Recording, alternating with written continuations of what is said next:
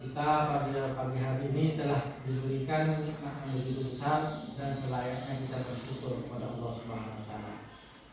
Agar pembelajaran ini bermakna dan bermanfaat bagi kita, kegiatan kita ini diridhoi oleh Allah Subhanahu wa taala dan mendapat berkah.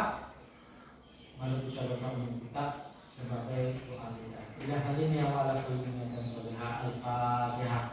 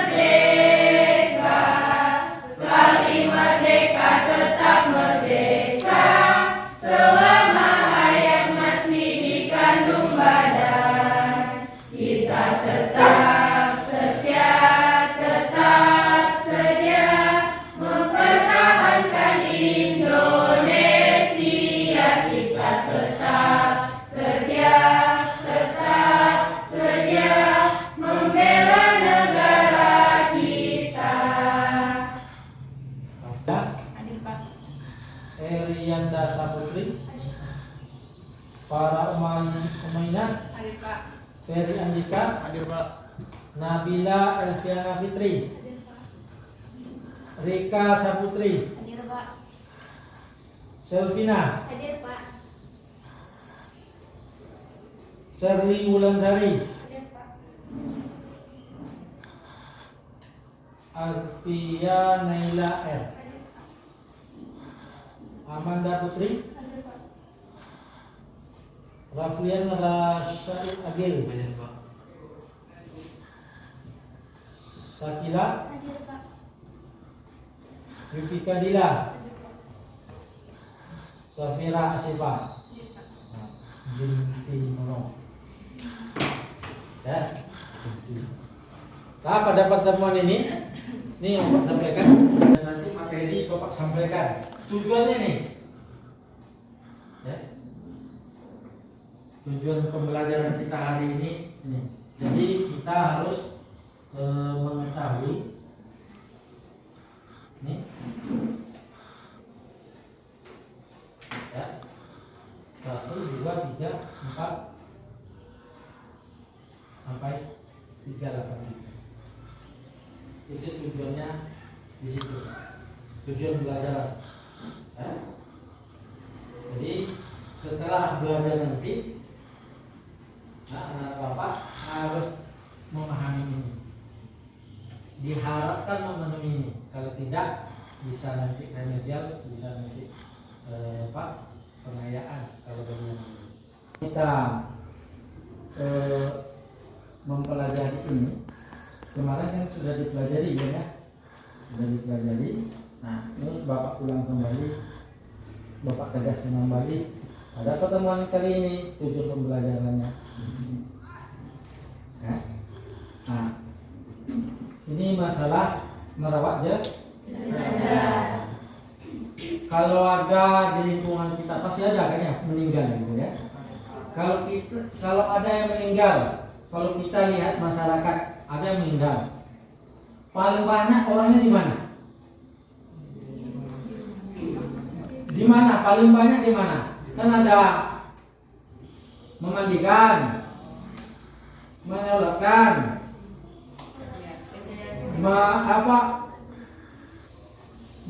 memandikan, mengkafani, menyolatkan, menguburkan. Paling banyak mana? Menguburkan. Paling yang diharapkan paling banyak itu di sholatkan. Kenapa demikian terjadi? Ayo, acung tangan. Kenapa itu terjadi? Kok lebih banyak? Ya, kok lebih banyak yang di luar dulu gak keluar?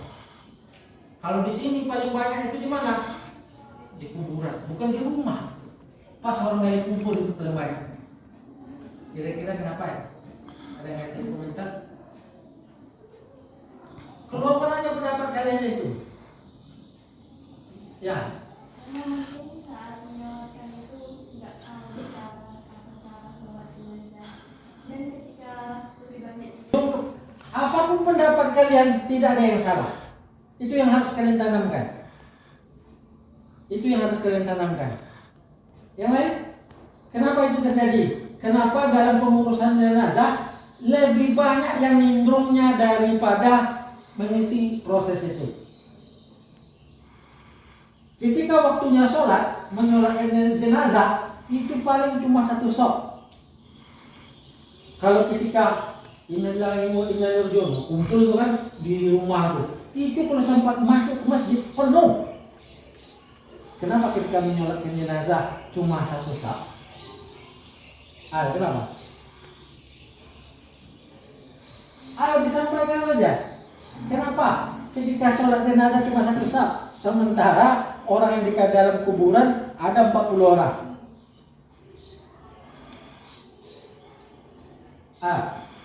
Mungkin karena sebagian nggak ada yang tahu tata cara sholat jenazah itu. Tidak tahu tata cara sholat jenazah. Bagus. Hampir mirip itu jawabannya. Yang lain? Nggak tahu bacaan sholatnya. Nggak tahu bacaan sholatnya. Mantap. Yang lain? Nggak ada ya. Jadi memang ketika kita tidak tahu, maka kita tidak akan peduli. Ketika kita tidak tahu, kita takut untuk nimbrung kepada persoalan itu. Ya, itu sudah sifat alamiah manusia. Ya, tapi ada juga yang nggak tahu ikut nimbrung juga ada, tapi persoalan lain. Ya, ada orang cekcok rumah tangga, nggak tahu, ikut juga. Itu ada juga kan pada kasus yang lain. Nah, untuk kasus ini, kita karena tidak pernah dan tidak tahu melaksanakan sholat jenazah, akhirnya canggung. Lebih baik di luar. Itu yang terjadi. Ya, ketika sholat jenazah. Jadi itu berikutnya pada pembelajaran ini untuk Bapak membagi kelompok akan membagi kelompok, silakan maju nanti dan membentuk meja, ya, Mejanya dibentuk. Nah, sebelah sini sama sebelah sini. 4, 4. Cuma 3 ya. Cuma 3, yang satu. Nah, nggak apa-apa lah. Berarti berdua, ada kelompoknya berdua aja. Ya, ini ada kelompok. Silakan nanti ngambil ke sini. Dan seperti tadi, ini adalah gabungan jalurnya. Ya. Nah, Bapak ini kan. Silakan. Dari sana dulu. Silakan. Kasih kehormatan kepada yang sana. Silakan ambil satu di mana saja. Nah, silakan. Lanjut.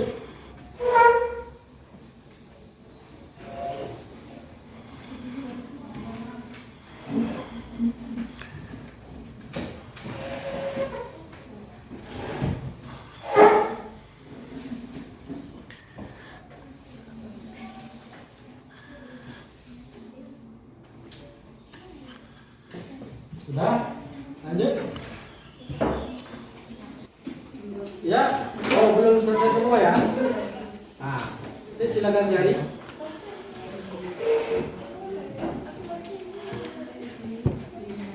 Silakan.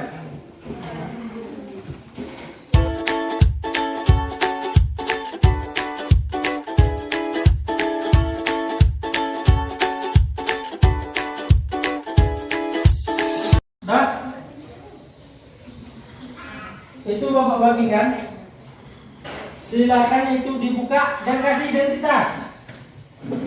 Kasih identitas. Terus, tuh. Kelompoknya apa? Al-Falaq. Berarti Al-Fatihah. An-Nas. Ya, kamu kelima. Al-Ikhlas. Itu nama kelompok. Dibuat nama anggotanya.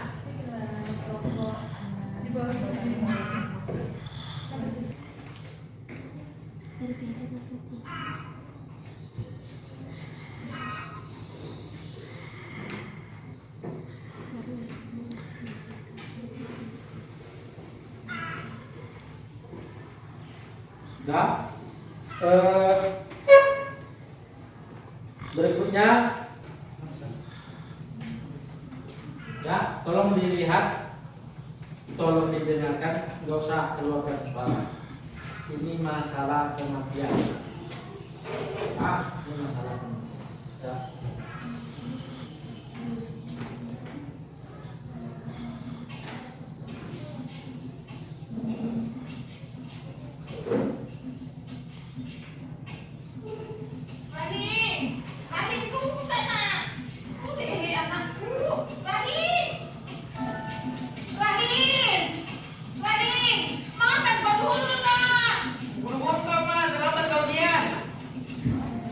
Video ini tadi apa? Itu di kolom pertama, yang pertama. Ini bukan. Nih. Nih.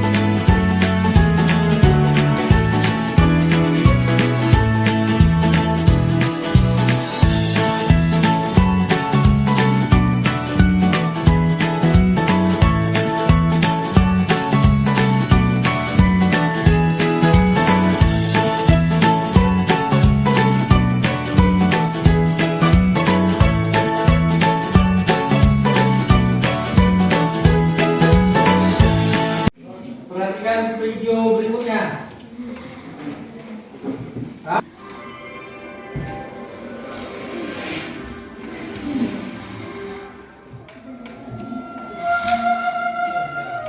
Assalamualaikum warahmatullahi wabarakatuh.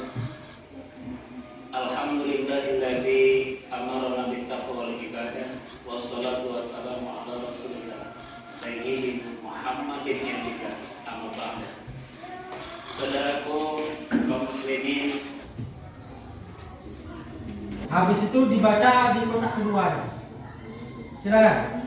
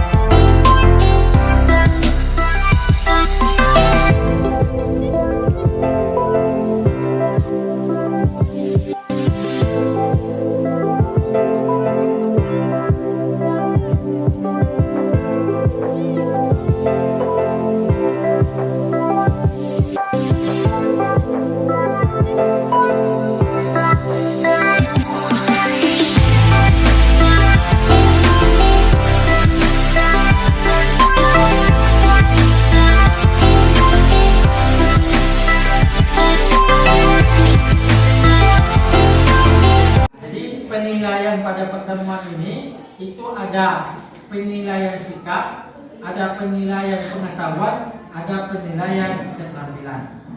Penilaian sikap sama keterampilan itu diambil ketika kali diskusi dan presentasi. Penilaian pengetahuan nanti diambil di terakhir, ya, sebelum kegiatan menutup. Sebelum kegiatan menutup. Penilaian itu yang Bapak bilang tadi, katakan akumulasi semuanya itu adalah 80. Untuk materi ini. Jadi itu yang Bapak sampaikan. Silakan untuk maju. Kelompok 1, kelompok Al-Fatihah. Kelompok apa itu? Silakan kelompok Al-Ikhlas. Ini kelompok Al-Ikhlas, Al-Falaq, An-Nas, Al-Fatihah. Al-Fatihah ada ini. Ya, silakan kelompok, silakan maju. Assalamualaikum warahmatullahi wabarakatuh. Waalaikumsalam warahmatullahi wabarakatuh. Kami dari kelompok Al-Falaq akan mempresentasikan hasil diskusi kami tentang video yang kita tonton bersama tadi, yaitu video yang kedua.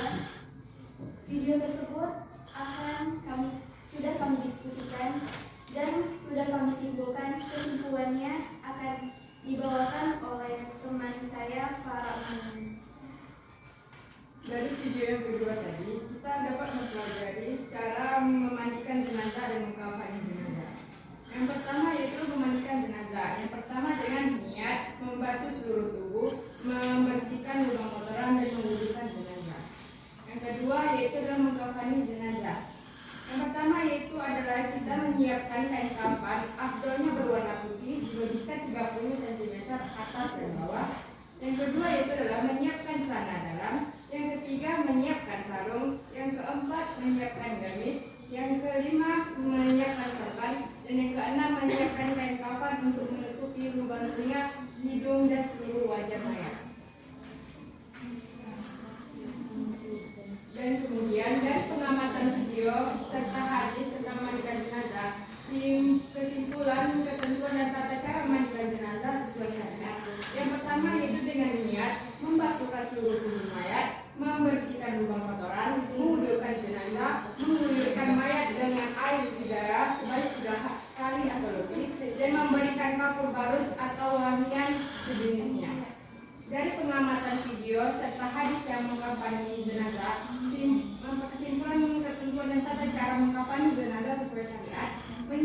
3 lembar kain dilebihkan 30 cm untuk kepala dan ujung kaki, menyiapkan celana dalam dari kain kafan, menyiapkan sarung, menyiapkan gamis, menyiapkan sorban, menyiapkan kapas untuk menutupi lubang telinga, hidung, dan seluruh.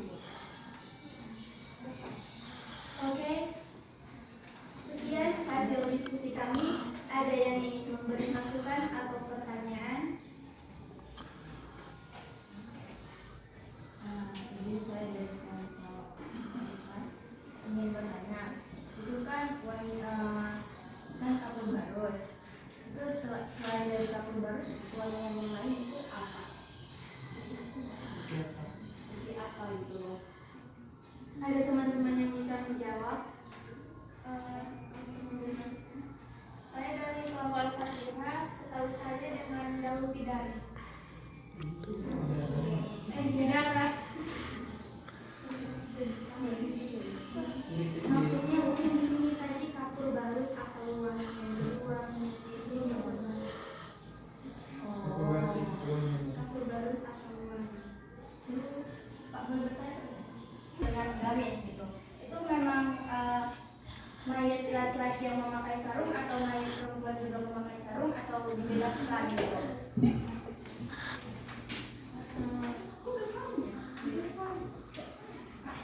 Ya, mungkin kami kurang tahu sedikit, mungkin Bapak bisa menjelaskannya sedikit, Pak.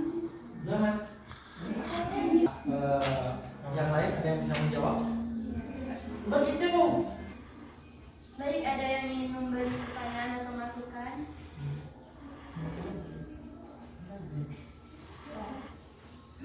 Saya ingin bertanya, itu kan tadi kain kafannya ada yang sarung, ada yang gamis. Itu apakah laki-laki yang memakai sarung atau perempuan yang memakai gamis atau sama-sama saja? Baik, itu pertanyaan yang sangat bagus. Mungkin teman-teman ada yang bisa menjawab. Baik, saya ada masukan dari kelompok Barat. Bahwasanya kain kafan itu tidak dibeda-bedakan bagi laki-laki dan perempuan. Jadi sarung dan gamis itu memang sama-sama digunakan untuk jenazah yang sudah meninggal. Bisa puas dan jawabannya? Saya sangat merasa puas. Oke, ada yang ingin memberi masukan atau pertanyaan lagi? Saya dari kelompok Al-Fatihah yang bertanya, apa saja bagian tubuh mayat yang wajib dibersihkan? Baik, pertanyaannya luar biasa. Kami akan menjawab pertanyaannya.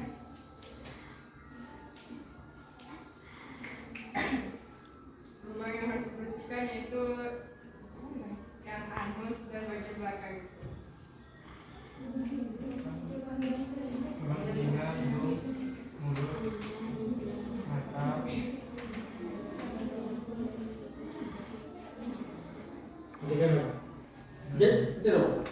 Mengenai pertanyaan teman kita tadi, akan dijawab oleh para Umaina. Membasuh seluruh tubuh mayat, membersihkan lubang-lubang kotornya itu. Begitu pertanyaannya tadi sudah dijawab, apakah benar menurut Lili? Terima kasih, saya juga bertanya karena ingin tahu tentang itu, jadi terima kasih sudah mengasih tahunya.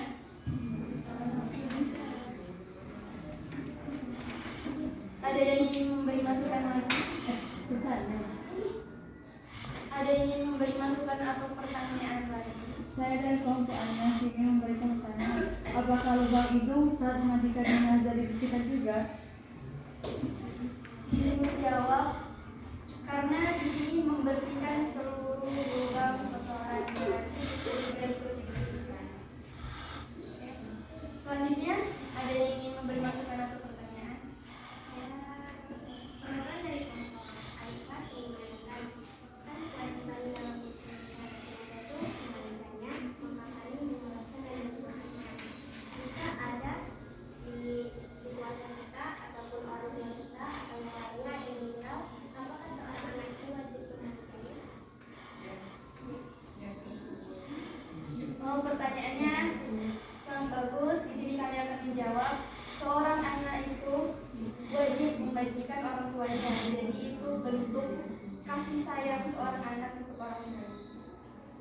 Ya, begitu jawaban dari kami.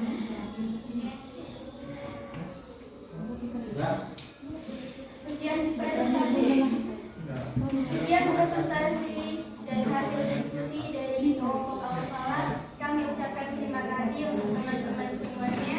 Wassalamualaikum warahmatullahi wabarakatuh. Dalam kegiatan penutup ini Bapak tegaskan bahwa perawatan pengurusan jenazah yang kita bahas pada pertemuan kita kali ini adalah memandikan, kemudian mengkafani.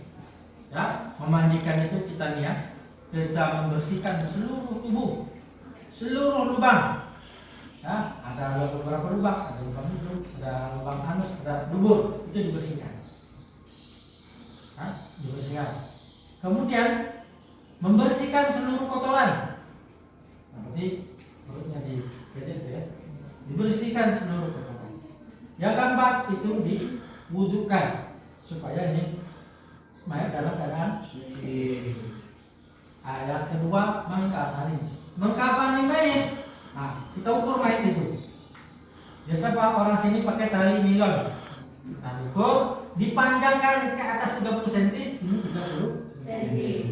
Ambil itu kain, dipotong, mau kain hitam, mau putih.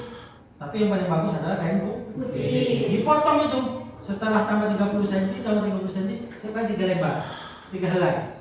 Dipajang. Ya, dibentang. Biasanya dia pakai ikan habis itu disiapkan bagian kain bagian bawah, ya, sempak, ya. Habis itu pakai kain sarung, dibuat kain, dipotong kain sarung, bukan kain sarungnya dimasukkan. Nah, ada, ya kan? Habis itu pakai bagian atas. Terakhir adalah penutup kepala. Nah, jadi nanti mayat itu dipasang tutup kemudian baru diikat. Ya. Nah, itu cara mengkafani. Atau nah, jadi itu yang Bapak sampaikan. Dan terakhir sebagai pengetahuan, ini membahas mensolatkan jenazah. Tadi sudah Bapak sampaikan sana. Kalau jenazahnya itu kita sering mendengar nih kan, kita sering mendengar ada pesawat jatuh, penumpangnya 300, ada yang 200 penumpang pesawat. Kita dapat 200-an, ya, 100-an lebih, lebih itu pesawat jatuh. Kayak ada air dulu masuk ke laut dan semuanya mati. Pas pula ada keluarga kalian di situ umpamanya, bagaimana kalian menyolatkan? Melaksanakan sholat. Ya, berarti itu dilaksanakan sholat. Itu yang Bapak sampaikan pada pertemuan kali ini. Masalah pengurusan jenazah, memandikan dan mengkafani. Ini yang perlu saya sampaikan. Atas segala kesalahan kekurangan Bapak minta maaf. Assalamualaikum warahmatullahi wabarakatuh.